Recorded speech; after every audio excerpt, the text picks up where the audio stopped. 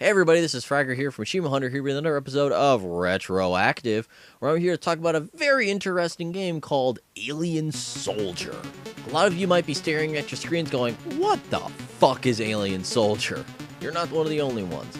Alien Soldier is a game that didn't come out in the US. It only came out in Japan and Europe, so this is effectively a Mega Drive game, not a Genesis game. Kinda interesting, that really didn't happen a lot back then. There'd be some games that stick around in Japan, but once things made localization over in Europe, they tend to jump the pond because they're just like, let's just make it NTSC compatible and bam, we're gonna make more money. It's not like it wasn't made by a big company, it was made by Treasure. They made Gunstar Heroes. They were kind of big. And it just didn't make it over here, and you can kind of tell by look, it looks like Gunstar Heroes. It's kind of awesome, except for the fact that fundamentally speaking, it's the opposite of Gunstar Heroes. This game is all about the boss fights. It is a game almost entirely of boss fights.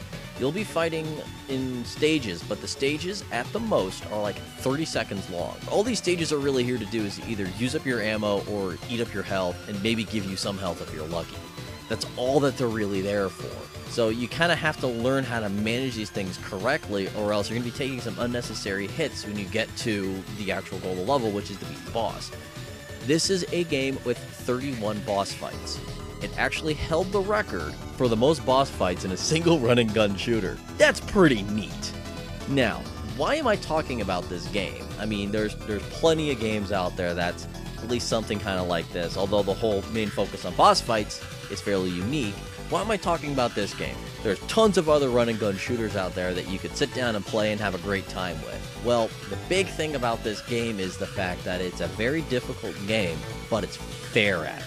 And it's also the type of fair that I really enjoy. There's a lot of us who know games that were called Nintendo Hard. Games like the Mega Man games, Ghosts and Goblins, etc., etc. Those are difficult games. The learning curve of these games are usually kind of whacked in the fact that a lot of it is just learning the game for a fair amount and then you're good.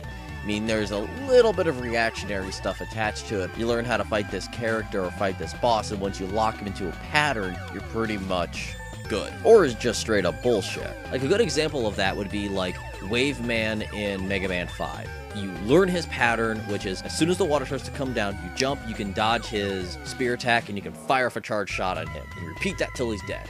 It's super easy. That's exploiting a pattern. That's not learning. It's exploiting. This game will teach you how to fight a boss, and then you have to use that skill in a difficult situation on how to fight the boss. And the game gives you a ton of tools at your disposal to do that, kind of like the way Dark Souls does. Dark Souls gives you a bunch of abilities and a lot of tactics for you to fight these bosses, but you still have to use them in very difficult situations. That's where this game becomes really, really cool, in the fact that you have certain abilities like a screen dash where you're invulnerable, but the moment you come out of it, you're in danger. You have limited ammo for all 4 of your guns, but at the start of the game, you can pick the guns that you have, and there's ammo pickups which will change your guns for you and fill your ammo. So you have to use these tools correctly. And bosses will have certain weaknesses, they have tells. You have to learn where you stand. You also have to learn how to do your melee move, which is you double tap the fire button, and that also allows you to get health back. You also have an alternate fire mode where you can move and shoot, which sometimes is detrimental in boss fights. Another smart design choice is that this game will never one-shot you.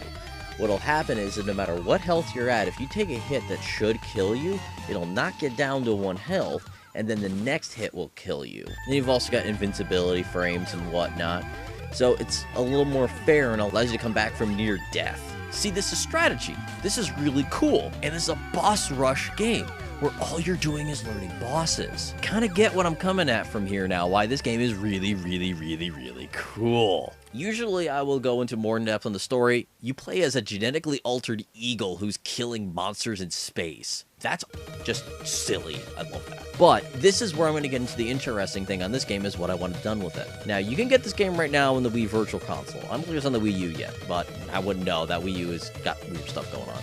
I would love to see this game come back, mainly because this would be a really fun game to sit down and learn and just have a great fun with. Like, I pick away at Dark Souls and I have a great time doing that. I can see myself doing with this game. You learn a boss, you get good at this boss, and the way that the game is set up with the difficulties at current is that easy, it's the same exact difficulty, but you can continue after each stage. Whereas hard, you get no continues. That's the only difference. So you can learn how to fight these bosses and learn how to fight them well, and then come at it and attack it on a harder difficulty. That is what learning a difficult game is all about, is doing that. I would love to see this game come back with an HD remake. Give us a boss fight practice mode like Mega Man 10 does. Throw that in this game.